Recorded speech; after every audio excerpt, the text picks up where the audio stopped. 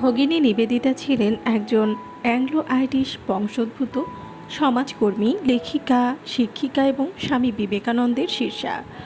1895 খ্রিস্টাব্দে লন্ডন শহরে তিনি স্বামী বিবেকানন্দের সাক্ষাৎ পান এবং 1898 খ্রিস্টাব্দে ভারতে চলে আসেন।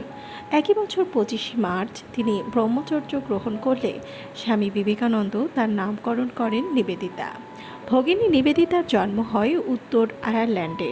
তিনি তার পিতা স্যামুয়েল রিচমন্ড নোবেলের নিকট এই শিক্ষা পান যে মানব সেবা ঈশ্বর সেবা। পিতার কথা তার পরবর্তী জীবনেও গভীর প্রভাব বিস্তার করেছিল। তিনি সঙ্গীত ও শিল্পকলার বোদ্ধা ছিলেন। পড়াশোনা শেষ করে 1884 খ্রিস্টাব্দ থেকে 1894 খ্রিস্টাব্দ পর্যন্ত 10 বছর তিনি শিক্ষকতা করেন। শিক্ষিকা হিসেবে তিনি বিশেষ খ্যাতি অর্জন করেছিলেন। শিক্ষকতা করতে করতেই তিনি বুদ্ধির শিক্ষা সম্পর্কে আগ্রহী হয়ে ওঠেন। এই সময়ই স্বামী বিবেকানন্দের সাথে তার সাক্ষাৎ হয়। বিবেকানন্দের বাণী তার জীবনে এতটাই গভীর প্রভাব বিস্তার করে যে তিনি ভারতকে তার কর্মক্ষেত্র রূপে বেছে নেন। তিনি প্রথম পাশ্চাত্য নারী যিনি ভারতীয় সন্ন্যাসীর ব্রত গ্রহণ করেছিলেন। 1898 খ্রিস্টাব্দের নভেম্বর মাসে তিনি কলকাতায় একটি বালিকা বিদ্যালয় স্থাপন করেন। এর সাথে সাথে তিনি নানা মানব কল্যাণমূলক কাজের সাথে জড়িয়ে পড়েন।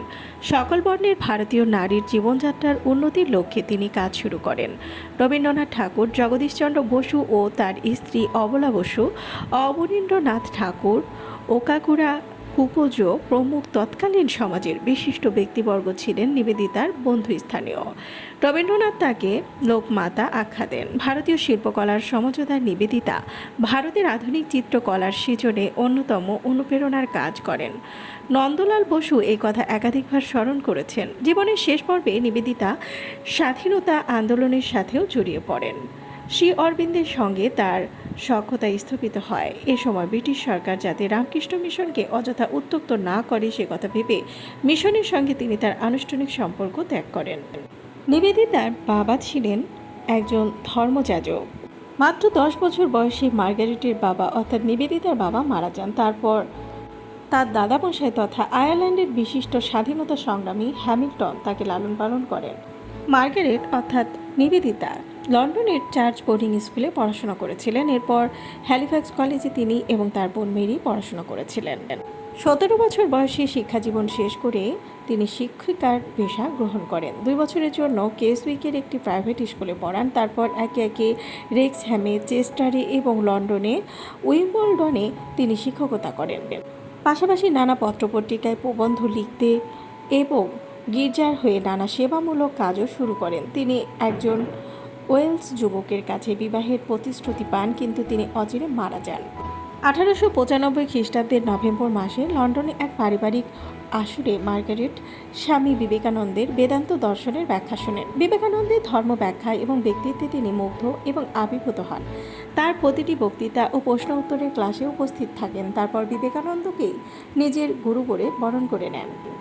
1898 খ্রিস্টাব্দে 28 জানুয়ারি স্বদেশ ও পরিবার পরিজন ত্যাগ করে মার্গারেট চলে আসেন ভারতে। এ সময় বিবেকানন্দের কাছে ভারতের ইতিহাস, দর্শন, সাহিত্য, জীবন এবং সমাজতত্ত্ব, প্রাচীন ও আধুনিক মহাপুরুষদের জীবন কথা শুনে মার্গারেট ভারতকে চিনে নেন। ভারতে আসার কয়েকদিন পর রামকৃষ্ণ পরমহংসের স্ত্রী সারদা দেবীর সাথে তার সাক্ষাৎ হয়। তারপর 25শে মার্চ স্বামী বিবেকানন্দ নীলাম্বর মুখোপাধ্যায়ের বাগান বাড়িতে তাকে ব্রহ্মচর্য ব্রতে দীক্ষা দেন।